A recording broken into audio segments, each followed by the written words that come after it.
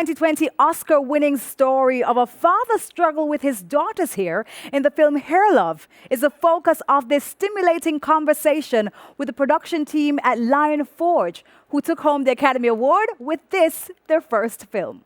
Now, this session will feature Carl Reed and David Stewart II, founders of Lion Forge Animation and passionate advocates of diversity in media. They'll be joined by Everett Downing Jr., who co-directed the short film, as well as Hair Love's story artist and illustrator, Pearl Lowe. The session will be moderated by Jamaica's very own Kenya Mattis, co-founder and CEO of ListenMi Caribbean. Among her many accolades, Kenya was voted one of MIP TV's top 50 producers to watch back in 2020. But before I hand it over to Kenya, I must remind you that the live chat feature is active so you can pose your questions to the panelists. Okay, take it away, Kenya. Let's go. Hello, and welcome to the Hair Love Journey panel, the creation of Hair Love from scripts to screen. I am Kenya Mattis. I'm the CEO of ListenMi Caribbean, an animation studio based in Jamaica.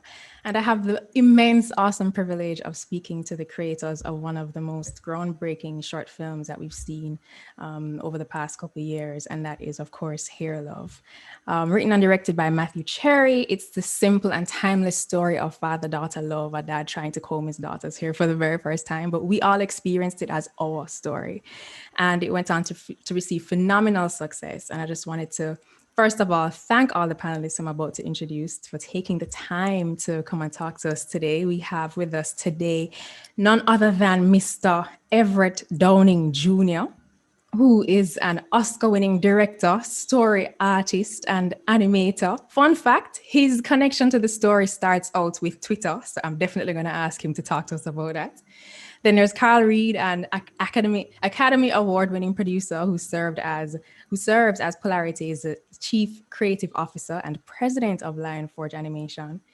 With him, we have David Stewart II, who is an Academy Award-winning producer who owns and operates multiple companies. And they both have a mission of creating, discovering, and amplifying diverse voices. And fun fact, Carl and Dave have been working together on various ventures for, shall we say how many years? I'm going to ask them to mention that as well. And then we have the Rose Among Thorns, Pearl Lowe. She is an Afro-Asian story artist, comic artist. And among other things, Pearl is currently storyboarding at Cartoon Network. Fun fact, her graphic novel in 2018, Tension, was also a comic about embracing one's roots. And that Kickstarter campaign also has a lot to do with her story here today. And to everyone on the panel, I say welcome and thank you so much for being here. Thank you. Thank you. Yeah. So I'm going to ask each person to tell us a bit more about themselves, and we're going to start off with Everett, actually. Mr. Downing Jr. himself. Tell us a bit about yourself, what you do, and how you got connected to the Hair Love project. I mean, how you discovered this story. Tell us the moment that this happened. Hi, you heard my name is Everett Downing. I've been an animation professional for 20 years now. I got my start in feature animation working at Blue Sky Studios on the very first Ice Age, which is still very near and dear to my heart. I've been working in animation at several studios. I was at Blue Sky for 6 years, Pixar Animation for 7.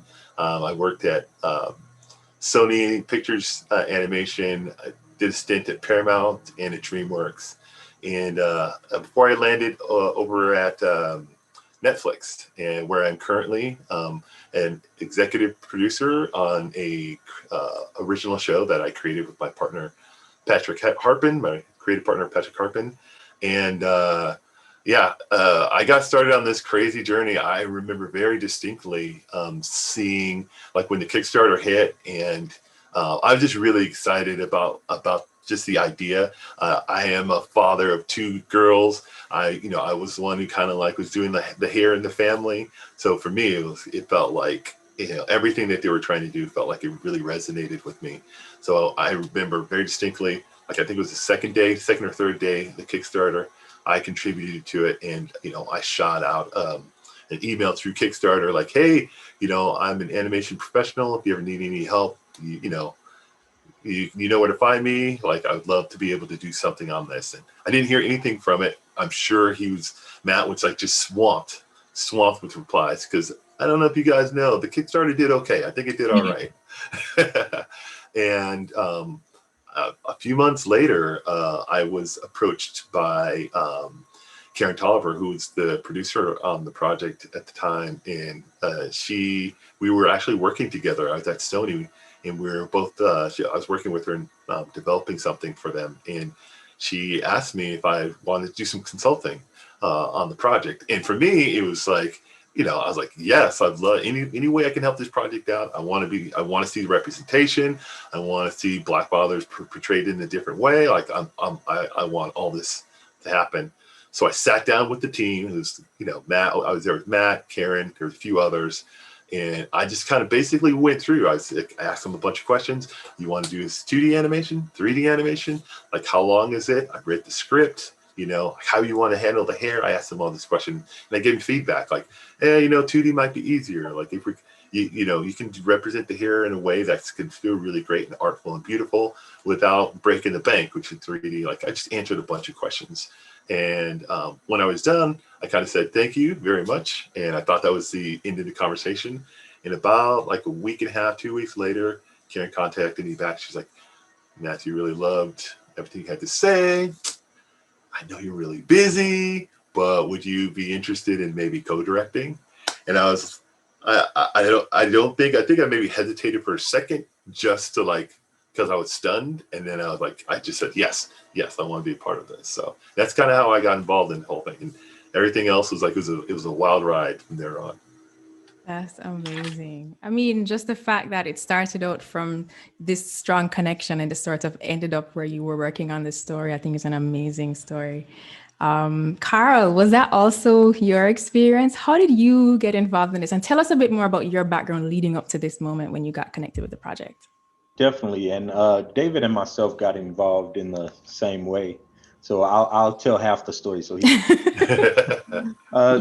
my background, I started out actually in my late teens.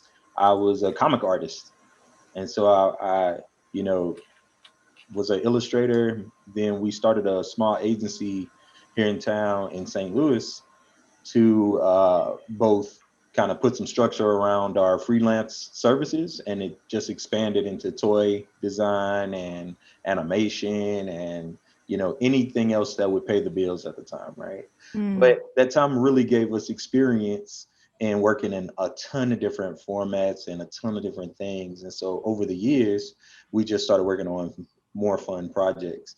Around that time, we collaborated with David.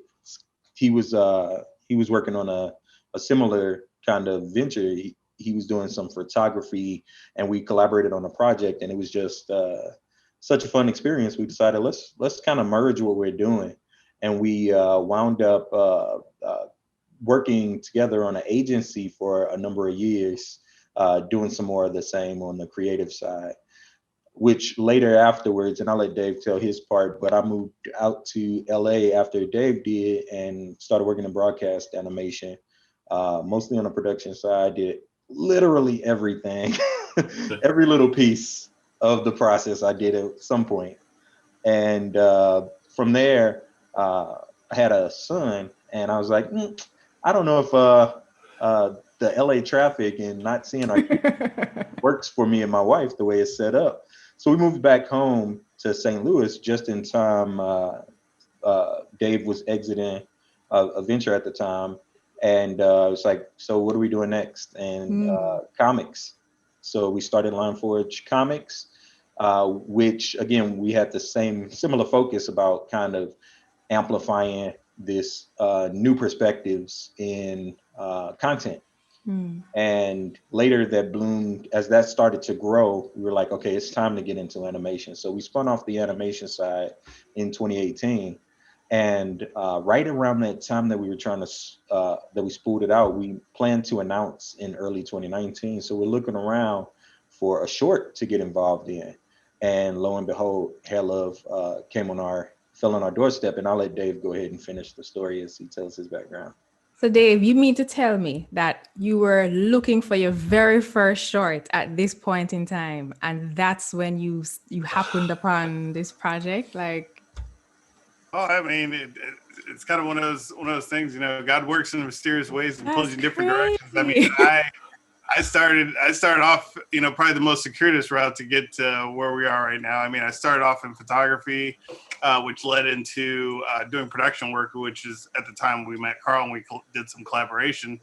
And, I did a short stint out in Hollywood and, in the production field. And then ended up working in private equity for a short period of time and then getting back into media, which was where we partnered up. And again, trying to promote this new vision of, doing content, and at least initially in comics where we could, promote and amplify, diverse voices. And so, which, in the comics industry are wholly underrepresented, as well as, in the animation industry, as well as we've come to find out. And so, we decided to expand what we were doing on the comic side, get into animation. This project kind of came through a mutual relationship. So one of our business development guys, Jimmy Thomas, actually worked with Karen Tolliver's husband under Clarence Avant. And so Clarence had his premiere for The Black Godfather, and they were both there. They were talking, and Karen's, told Jimmy and said, "Hey, I need help getting this project produced. And, we have a short window. We need to get it done." And so, we got in contact, and, I saw, the work that was being done there, and of course got familiarized with the story and the Kickstarter. And I was like, you know what, we got to get behind this. It's speak to everything that we're kind of looking for in a project in terms of diversity of representation. But also I said, and Carl attested, I said, this is going to win an Oscar. I'm telling you right now. So we got to make sure that this thing happens. And so, so we got involved, and, and all the wonderful folks, involved with it, got it done, got it across the finish line, I think a day before it needed to go out. wow. And, got in front, Sony put in front of Angry Birds, and, the rest is history from there. So, I mean, you're entering this project from like a private equity / photography background. We have Carl Reed, who has this comic illustration, multiple production background. We have, Everett, who is this, director working with, major studios. And then we have Pearl, who comes into this project. Where are you at this point in time, Pearl? What are you doing, and how do you find out about this project? Yeah, so similar to, I guess, ever just with the Twitter connection, I had been working in animation for about 4 years. I was mostly in story. I was working at a lot of studios here in Vancouver. That's where I'm currently based. And I had also did some freelance work for some other short films. So I was kind of wanting to do a little bit more of that work. And I was also wanting to tell more of my stories. So I created my own kind of like autobiographical comic, Tension, which was also about like my personal experience growing up biracial, but also like dealing with my curly hair. I had made a Kickstarter of my own, and I was trying to fundraise money to do printing. And someone who's a mutual friend of ours, Crystal Babbage, pledged to my Kickstarter and had received one of the books as an award. She was like, "Oh, do you mind if I pass this off to someone named Everett? I work with him. I think that he would really like reading it." And I said, "Oh yeah, for sure. Like definitely pass it off to him." Just because Everett also has daughters who are Asian and Black as well as myself. So so he read it, and Crystal was like, "Yeah, he's looking currently for young Black female storyboard artists. If you're free, like I would love to connect you to." And so that happened, and it was all through Twitter. I mean, Crystal and I were Twitter friends. Everett and I met virtually after that. But even before that too, when Hair Love's Kickstarter was happening, I had newly followed Matthew Cherry on Twitter, and he followed me back. And I was like, "Oh, this is really exciting." And then we started talking through DMs, and he was saying like, "Oh, like I would really love to like work with you." And he sent me an early version of the script. And so I read that a bit, and things kind of like faded a little bit because I know he got super busy and things were popping up. But it was really cool to kind of come back and like do like a 360 and be like, "Hey, like you're back here, and here's another opportunity. Would you like to join the Hair Love team?" And I was like, "Yes, please." Yes, please. That's really amazing. I mean, the power of course, social networking, crowdfunding, and interpersonal connection as well really speaks to, I guess, how this entire team, even beyond you guys on the call, assembled. And how I think, David, was it you were saying at one point that like describe the just the relevance of the voices behind this project in terms of like just the who's who, you know, in the community that was a part of this, and also like from your perspective, like what are some of the ingredients that go into the success of a project like this that goes on to not only, you know, reach people's minds but also win these awards, have so many views, and just be virally, you know, relevant across the globe? I think there's a significance of this project, kind of, the project on the whole in terms of, being a representative project in the marketplace that shows, Black, culture, to others, as well as, shows us on the screen in animation. But, one thing I found, of us getting in the animation industry that was kind of shocking to me, and I think even beyond what I've experienced in the comics industry, is that, and I tell this story all the time. We went to our first kid screen, and literally, other than there was a contingency of Jamaican, people there. I think it was about 10 of them. Other than that, Carl and I were the only Black people there. That's crazy to me. And being in a room, where, we were in this large room and Netflix was presenting kind of what their tenets are for, what they're looking for kids animation. I'm looking around this room and I'm like, Carl, we're the only ones in this room. And he didn't believe me. I said, find me one other one, please. But it's really weird because you look at the industry, you have a lot of, you probably have a very high participation of women in the industry, but not a lot of people, persons of color in the industry, especially, African Americans and Blacks. And so when you look at this, in a lot of ways, this project was kind of a coming together of almost a good portion of the Black animation industry on one project. And I think that doesn't. I think it's really told, how much diversity was behind the scenes on this project, as well, which I think is very significant, from, the directing to the producing to, the storyboards and everything in this, which is, quite an amazing feat, especially kind of in Hollywood. And so I think this kind of, in a lot of ways, kind of brought us together, and we're continually having conversations, looking for ways to, work for one another, but also, hopefully this inspires, new creatives to get their voices out there as well, because we need, and our courage and I want to see more participation of, Black and brown people, in this industry. And we're here to try to figure out ways to make that happen as well, through collaboration and things that we're doing. I mean, I guess it's no accident that the first project that unites, really the Black contingent, if you will, of animators has so much to do with a topic that is so political, so personal, so meaningful as Black hair.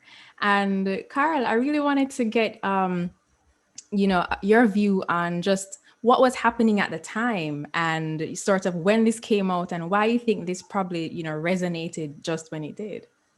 Well, personally, just like Everett, I have a Black daughter, and her hair is pretty much exactly like that. Like, oh my goodness, we've had battles. But outside of myself, there's been a natural progression as people have gotten more choice in the content that they're selecting. They have turned away in a certain way from traditional media. And they've gone to the Kickstarters, to the YouTubes, to places where there's a little more lower barrier of entry for new creatives, or for content that fits either what they can relate to, or is interesting enough in that it's different and they haven't seen it before. And I think as the streaming channels have proliferated, and as Hollywood has recognized this, the audiences have matured and have realized that they are in control a little bit more of that content. Not all the way yet, but more and more in control of the content. And so you've seen, you know, more LGBT content. You've seen more Black and minority and different underserved audiences having content. And more, it's kind of forcing the major players to either step up and start producing more or, you know, get not taken down, but get out produced by independent creators. And so we're in a time where it's very interesting and we're able to have a conversation about Black content, when before the notion that Black content and diverse content period would be confined to our shores and a niche release is no longer the truth. You know, Black Panther has proved that. Get Out, time and time again, is getting proven that internationally, you know, they will purchase and watch content with starring and created by people of color. And even here we're watching, you know, Korean shows on Netflix and things like that. So we're in a new world. And I think Hair Love was at the tip of that zeitgeist at the time, and able to really take full advantage. And it was the right time and the right message and high quality creative to capture that moment. Absolutely. And I mean, Everett, I actually want to bring you in here and talk about that high quality creative. I mean, your role as, you know, one of the directors, of this project, I imagine that I'm a part of that role, apart from there's one side, which is sort of interpreting the vision of the writer, but then there's also bringing, you know, sort of this team together. Can you talk to us a bit about that?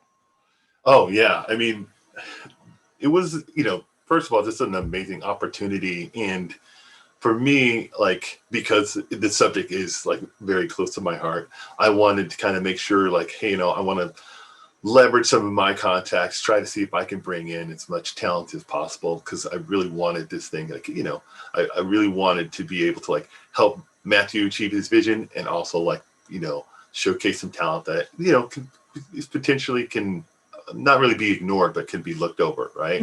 So it was really awesome to be able to kind of turn to, you know, these are like a lot of my coworkers, like people that whose work that I've always been just impressed and inspired by, and being able to kind of tap them and bring them into this like really special project. And it really didn't take a lot, you know, you just kind of, a lot of them were like aware of the project, you know, just seeing kind of potentially what we were trying to do.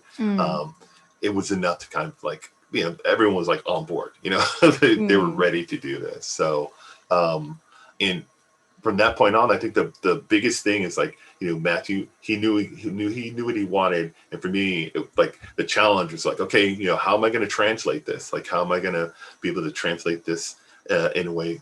So I really got to flex my animation muscles, right? Like, because I've been doing it for a while. Like, I know the process, and I've been on good and bad productions, so I really pay attention to both. You know, it's like and the power of collaboration as well, because it's really a community project. Is sort of what it feels like. Yes, I find that kind of more open that you are, like in that approach, if you more collaborative you are, the better the product that comes out, you know, because you know, you might have an idea and someone else might have something that's really great that, hey, you know what, like separately, maybe they don't work, but if you pair some of those ideas, something even greater can come out of it. So, and it was really fantastic. It was great challenge, like, you know, working with 6-Point Harness and working with a lot of the artists that were on the project, and Mercury came in later. They did some amazing stuff. So, I mean, we're talking to many, you know, Caribbean creatives who are watching this, and, you know, they have ideas of their own, and they're like, yo, I can't afford to pay people, you know, but I really think that I'm working on something that could really take off. And then what you're sharing is sort of how you were able to connect with your network, because the project was so powerful, and everyone just wanted to see it happen, that we all collectively sort of birthed it. And absolutely. I mean, Pearl is a part of this process, and you sort of come in, Pearl, as a storyboard artist. But there's something that I think is so powerful about what you are sharing, which is the importance of telling your story, because there are many individual, creatives who are watching at this point, and I'd love to know what you would say to them about, how it is that you doing your personal project made this sort of come together in terms of having it connect with you and you connect with the team as well. And you're muted. Yeah, sorry, the host muted me. Okay. But it is really important. I think that was something that I had to learn over time. I think, when you're new to the industry and you're just trying to get your footing, you're like just trying to do whatever like the script tells you to, or just trying to like do the best you can with whatever you have. And sometimes you forget to create your own stuff on the side, whether you don't have time or energy. Like that's real. But I think that I was starting to kind of feel like I really wanted to tell my own stories because I had something to say, and that's that led me to creating tension in my own personal comic. But I think I think the message that I guess I want to tell people is that like it's worth investing in your own voice. I think that people may, like artists in particular, may feel like, oh no one wants to like hear that, or oh, it might not be relatable. I think some people who were like critiquing Hair Love being like, oh, I don't know if that's going to be relatable, because like Carl was saying like, oh, it's really niche, like that kind of experience. But actually, and Karen Tolliver had said something that was like that resonated with me really strongly, is that the more specific a story, the more universal it becomes. And I really took that to heart. And I think that, through doing that, you find other like-minded people who see themselves in your story and in their perspective. And, it gives them courage to tell their own stories, and you create something really beautiful from it. And, I feel like I stand behind it really strongly, just because, the creation of tension is what led to me connecting with Everett and, being able to be on this team, and to also have that experience of like fully putting myself into a story that I never had before previously. Like, wow, this is such a unique experience of a young Black girl. I've had this where a parent didn't know what to do with my hair. Like, like it was so relatable to me. And it was so nice to be able to be in that position, But also like, honestly, the balls it takes for you to put what you think might be a niche story out as a Kickstarter campaign. You have no idea how it's going to fare. You know what I mean? And you're sort of just bearing your soul. So for you to have the courage to do that, and for it to then lead to other things, I guess the thing is, you just never know what can happen. Exactly. And I think that's the exciting part too. You never know what's going to happen. Something might just like grow, and like whatever we're saying about like the collaboration process too, like you just get all these people coming onto the idea that you like, and it just pluses it up in ways that you may never have thought it could like grow to. And that's just so exciting. So absolutely. So now I want to talk about something that might be a bit controversial. I'm going to ask you a question, David. Money, because you're the private equity man on this panel. Now, a lot of people in the Caribbean, the creative industries, animation is a very risky business, and to really take your time and your money and invest, and for you to put your money where your mouth is, and to partner with Carl to work on, starting this studio was a huge risk. Like, what gave you the confidence that, this is something that you definitely wanted to invest in? Because at the time, you made that decision before there was a Hair Love. So what are some of those factors that let you say, yeah, this is something I want to put my money on?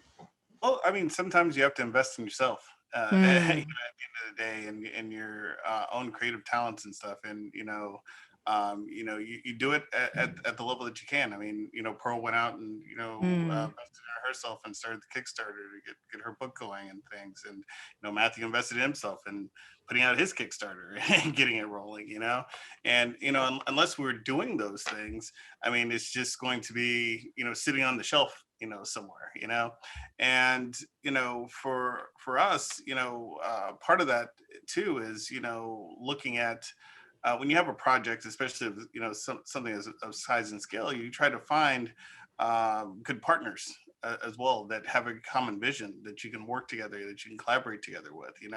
Everything doesn't necessarily have to have an extreme cost. Yes, you hear about animation costs all the time.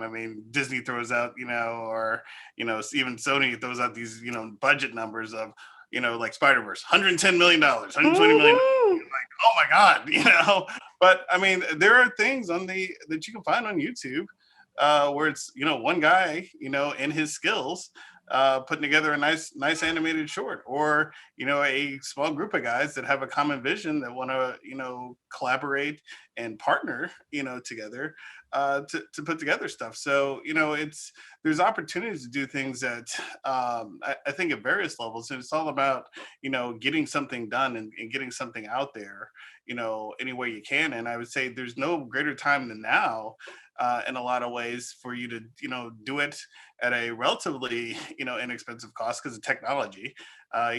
Rewind back 20 years ago. I mean, you didn't have the computing horsepower to do it, but also too, you have a way to get it out, through social media, to build a fan base, build a popularity around it. And, those are the key drivers to, finding others that want to, come on board and help you to support that vision, whether it's a studio, whether it's other investors, whether it's, even, crowdsource funding.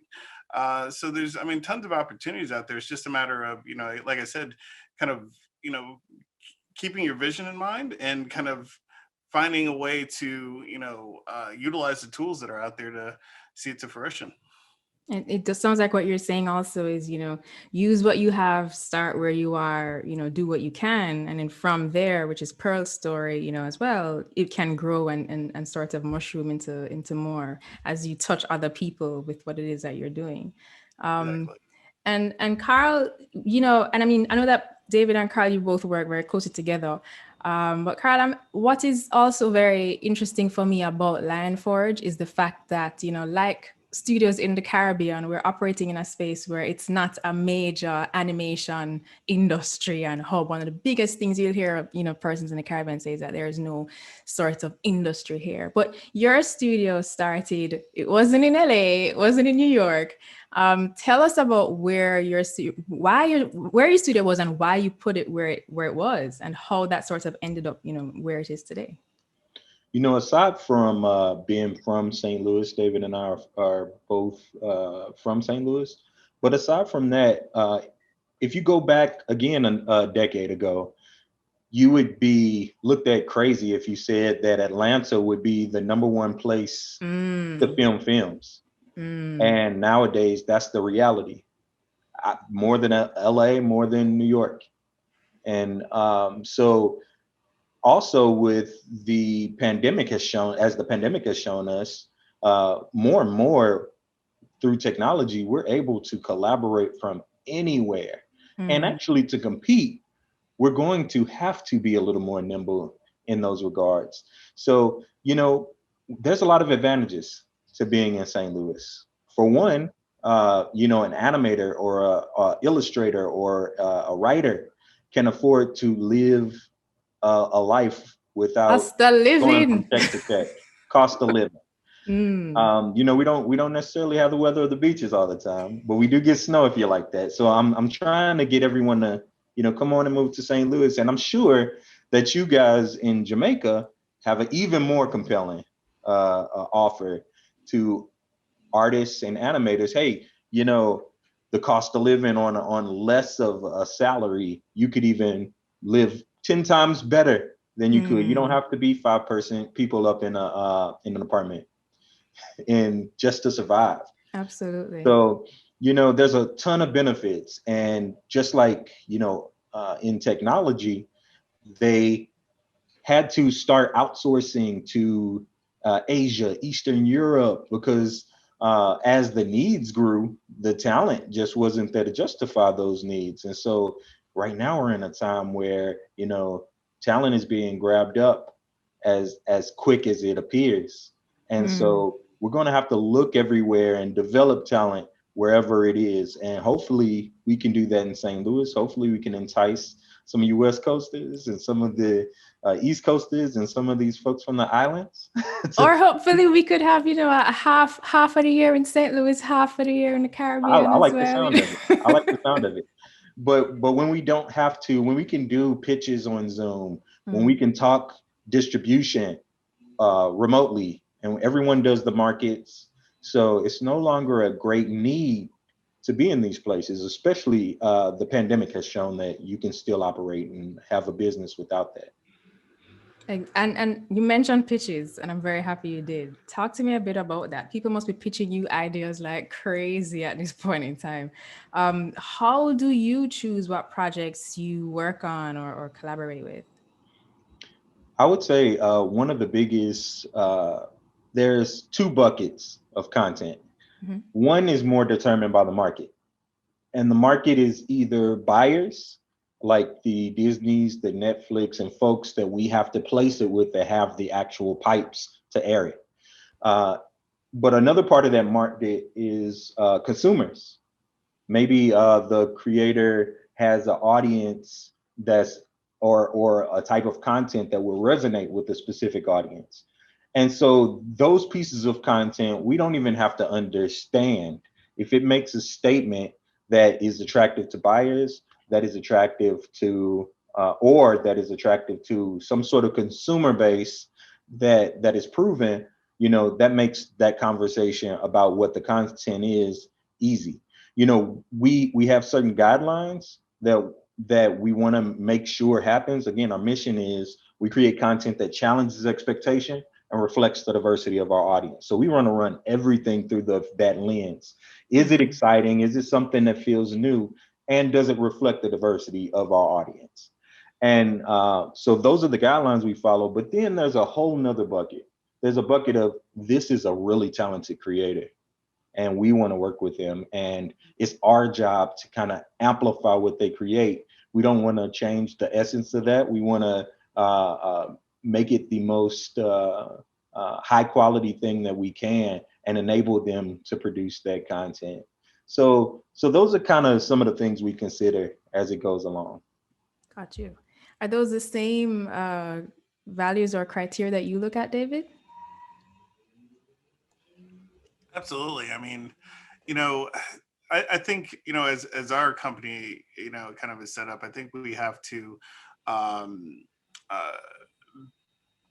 foster, be there to help and as we can, and foster diverse talent. And you know, Everett kind of, you know, talked about this earlier in terms of, you know, bringing on friends and colleagues and things, and he can attest because he's worked within kind of the animation system. And hopefully I'm not putting words in your mouth, Everett.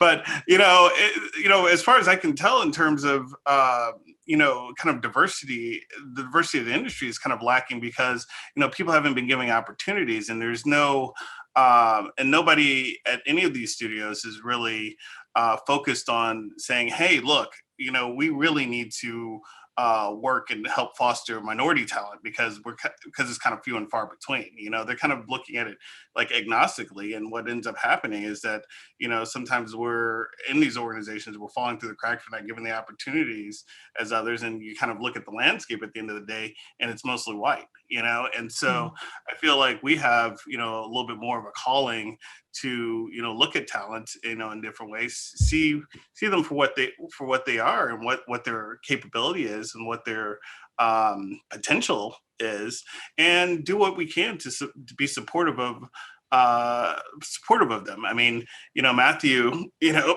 for his part, you know, in Hair Love, I mean, he's a live action director. So in order for him to do the animation, they support him with other directorial talent, Everett and Bruce, to help support that, so you can see his vision and get a project done. I mean, in the same way that, you know, if we are in need of a certain voice or talent, so, you know, for example, we're working on a project that, you know, has a Black female lead character, and so this is something that's, you know, was created by Carl. We, you know, collaborated on it. So we're Black men, but we can't speak.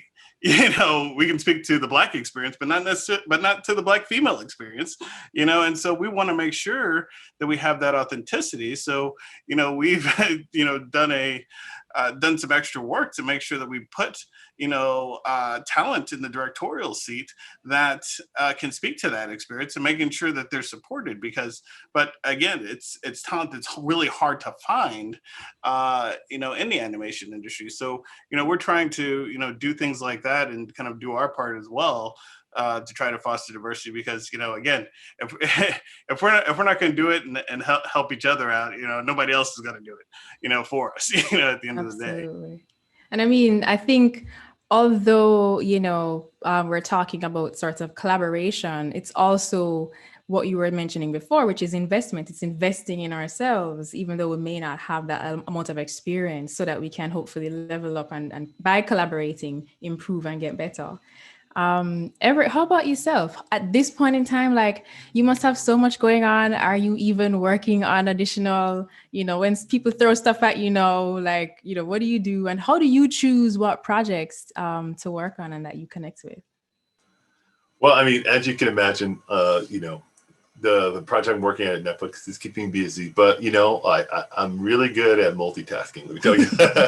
So there's definitely like ideas that I really would love to do. I have short ideas that I want to be able to like express myself with. And I think the biggest thing to kind of touch on the investment aspect of it again, it's like a lot of times I think there just gets to be a critical mass where it's just like you get to a point where you got to kind of invest in yourself. Like when you realize that no one else is going to invest in you.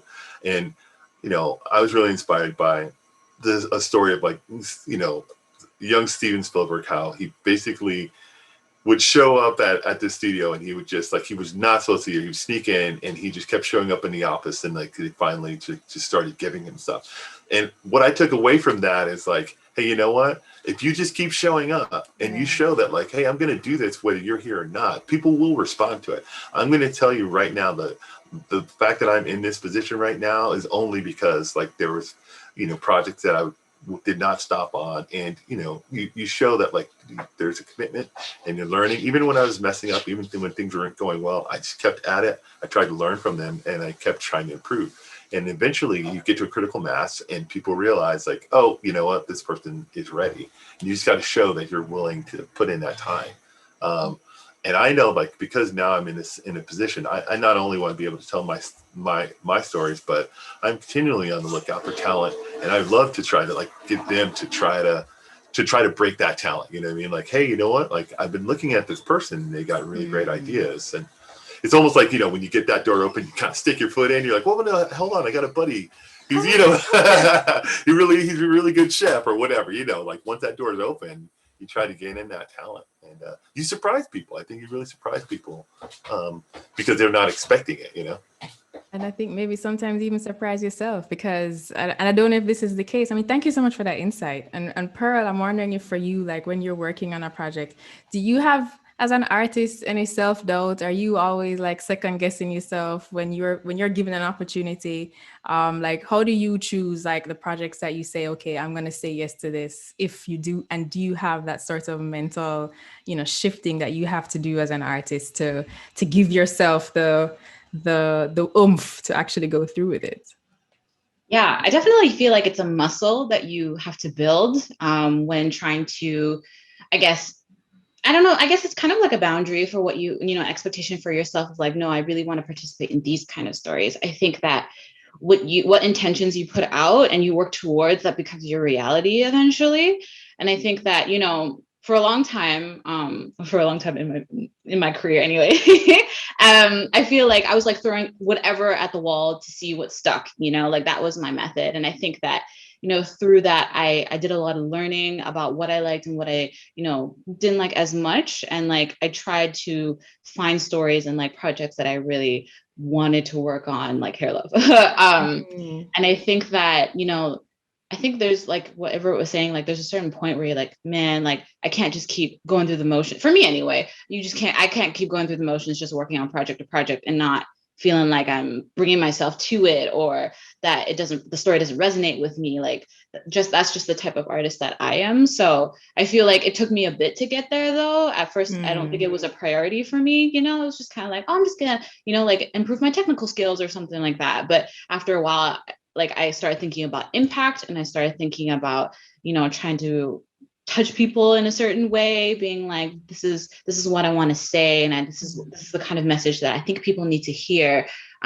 So I think just like as my career has evolved and how I have evolved as an artist, I think that just those kinds of priorities have shifted. Yeah. Got you. And I realize that we have like 1 minute left for each person to just kind of give a final word to the people who are listening. What's one thing that you'd want for everyone to sort of take away from your journey, Pearl? I think just what I mentioned earlier, that it's worth investing in your own voice. And there is someone who wants to hear your story. And like how Carl and David mentioned, like you can start wherever you're at. I don't think there's truly a way where you're like, okay, I'm fully prepared, I'm going to say the story. Just do it wherever you're at right now. And I think you'll be surprised where you end up. Thank you. How about you, Carl? If there's anything that can be taken away, I would love for folks to be bold with their content, finish and get it out right now before we lose this window of opportunity of creators having the power to build their own audiences. Additionally, we all want to meet the next Pearl Lowe's and the next Everett Downings. And so definitely reach out to us, no matter what stage that you're at. If you're new to this, and maybe it's not a great fit, but we definitely want to work together and see how we can get to making it a fit. So, if anything, get out there and take advantage of this moment. I don't know how much longer that they're going to want to invest in certain types of content. So let's strike while the iron's hot and prove that long term, this is not a gimmick. This is sustainable and people want to see more. Absolutely. Thank you so much. And David? Without getting too preachy, I mean, we've in the history, we've had, over 100 years of, filmmaking and animation, right? And most of the stories that have come out have really been focused on, the American experience, American perspective, and the European experience and perspective. And so, I think now more so than any other time in history is a time for us to make sure that our voices, our perspectives, our experiences are heard. And so I would say that, the important thing is remember that your voice, your perspective matters. I mean, it's not, we're out of St. Louis for a couple different reasons, family and location, and we grew up here, but also too, we're out of the kind of zeitgeist and kind of bubble that is LA and New York, as well. And so, we have a different thinking, different perspective. So, being in Jamaica, you have a very unique perspective of things. And, just think about, stories of love and adventure and things like that, that come with, growing up in Jamaica and being Jamaican. Those stories have not been told to the wider world, and so make sure that, those stories are told, and so to everyone else's point, get started, get it out there. We want to see these kind of unique perspectives, and so that we don't have the same stories told over and over and over again. We need some differentiation. The only way we're going to get it is through these, other perspectives. Absolutely. Thank you so much, David. And Everett, what's one thought that you would like to leave with everyone listening? I'm gonna keep it brief, short but sweet. But if you want to get out there and make things, you got to get out there and make things. Like get out there and do it. That's the only way. Like directing, whatever you want to do, it's a skill set. And in order to get that skill set, in order to perfect it, you got to practice it. So the only way to practice is by doing it. So just get out there and do it. And it's at some point, there's the difference between being expert at something is like winning your eye. It's getting your eye to match like what the output of what your body is doing, and that just takes practice. That's all it takes. So. Okay, well, thank you so much, Everett. Thank you, David Stewart. We have Everett Downing, Carl Reed, Pearl Lowe. Carl and David's inboxes are going to be full because everybody's going to be sending them their projects to Lionforge. All the upcoming directors and people who have stories to tell are going to be reaching out to Everett and Pearl. They're independent creatives who are going to want to figure out how you did it, find out more, and they're going to be reaching out to you. So we're so excited that you all were able to talk with us today. And we're looking forward to the next time we meet, that we're spending the next 6 months in the Jamaican side of the collaboration space in the sun, near the sea. So thank you so much, guys. Really appreciate your time and enjoy. Oh, and we're going to take some questions, I think, in just a few seconds. So thank you Thanks so a much. lot, Kenya. Thank Thank Kenya. you. That was great.